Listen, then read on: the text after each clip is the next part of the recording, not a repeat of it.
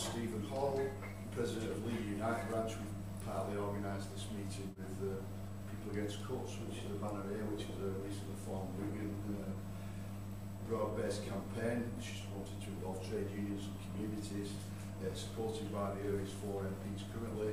We've had statements and quotes from the Labour group as well for our first rally where we were launched, and we're supported by my union branch, PCS Union, and a range of activists. It's pity there aren't more of us here, but I think it's a testimony to the fact that these cuts haven't started to bite and really affect people.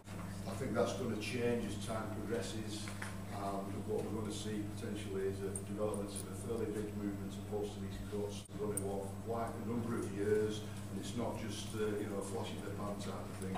The aim of this meeting is to try to bring together those of people in the community who already understand what these cuts are about, to get them together and to start to do, I think, what we can generally sum up in 3 slogans: educate, agitate, organise. 3 old trade union principles which I think we need to do and need to be addressing. We're hoping to set a similar group up here, totally autonomous if necessary from the Wigan one. We wanted to build a network across Wigan because that's the way we think we need to get organised on a town ward basis. Why do we need to do that? Well, these cuts are going to have a massive impact on everybody living in this town. If I can just name just a few things, as well as job losses, which are obviously going to be considerable. That's not just council job losses, but civil servants' jobs, especially things like housing. On the housing question, council house rents are going to go up quite considerably. The housing benefits at the same time are going to be cut. So people even now who are getting housing benefits are going to have to make some contribution to the cost of the rent. Housing prices could go up, who knows, God, much as 60% or more. That's going to have a catastrophic impact on people's living standards in this town. And that's as well as removing the security of tenure that council tenants currently have. There's also the threat to a library. We've already seen the Formby Halls up for sale because of the cost of maintenance of that. We might see the loss of our sheltered wardens.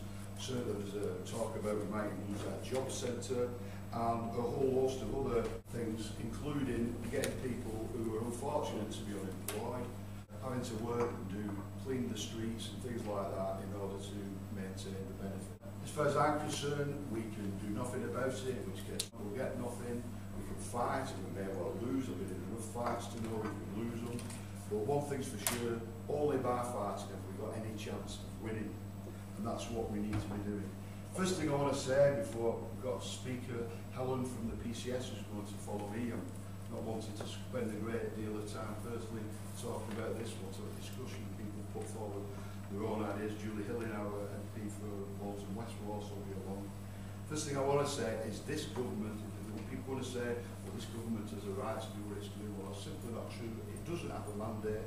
Not a single person in this country voted for this government. Certainly in this area, people who voted Lib-Dem, I would say, have no idea what they were in store for, and yet, remember in Bolton West here, the Lib-Dem candidate saying, vote Lib-Dem to keep the Tories out. Not only did she come poor third to Julie. The mates who did get in got into bed with the Tories and abandoned such things. If you've seen the leaflet going around, the pledge that they wouldn't increase the tuition fees. These are going up to £9,000 now. So instead of abolishing student debt, what we're going to end up with is actually a massive increase in student debt. We also, for example, before the election, being told by people like Vince Cable that carried out these cuts that the Tories were planning, which are now worse than what they were actually planning to do, that it would lead to a double-dip recession, potentially more unemployment, and the scale of them was too much. Now he's presiding over an even more austere programme of cuts.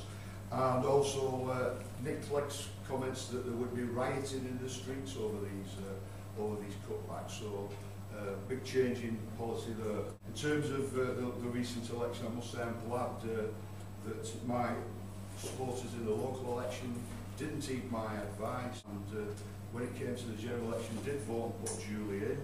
I must have it put on record that I did try to discourage the Greens from standing in the first place, thinking that that might certainly, if you look at the statistics for the election, where 2,500 people voted for myself and the Greens, and yet only 500 managed to vote for the Green candidate in the election. So 2,000 of those people voted otherwise, and I would suggest the person that did vote for was Labour. I can't imagine anyone voting any other way. And I'm glad Julie got in, and we could do with more people like Julie in Parliament fighting for our cause.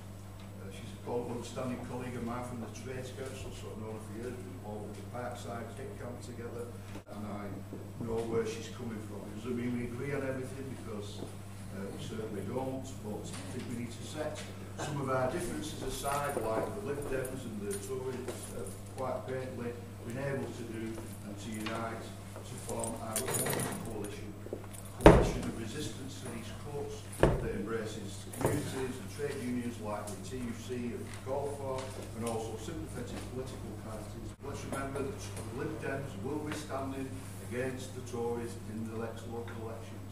They will be standing against in the general election, so I can't see what the problem is. I know we've stood against Karen here myself. We should be able to put aside those differences in terms of this fight, regardless of what our future electoral rivalries might be. I think we have a mandate in this town. You had the Labour vote collectively for Atherton and it was 44.5%. The vote for Julie and myself was 10.8%, so that's a majority of the people certainly voted for people represented here today. I think one of the big things we need to do is engage with the 43% of the people who didn't vote, who I would suggest would be supportive of the type of things we're doing, and then we can put that group of people alongside those of us who are represented here today. And I think we have a big enough coalition, we can repeat that elsewhere in the country, to say that this government needs to go. It doesn't have a mandate, and it's illegitimate. So nothing but praise for Julie since she's got elected to Parliament.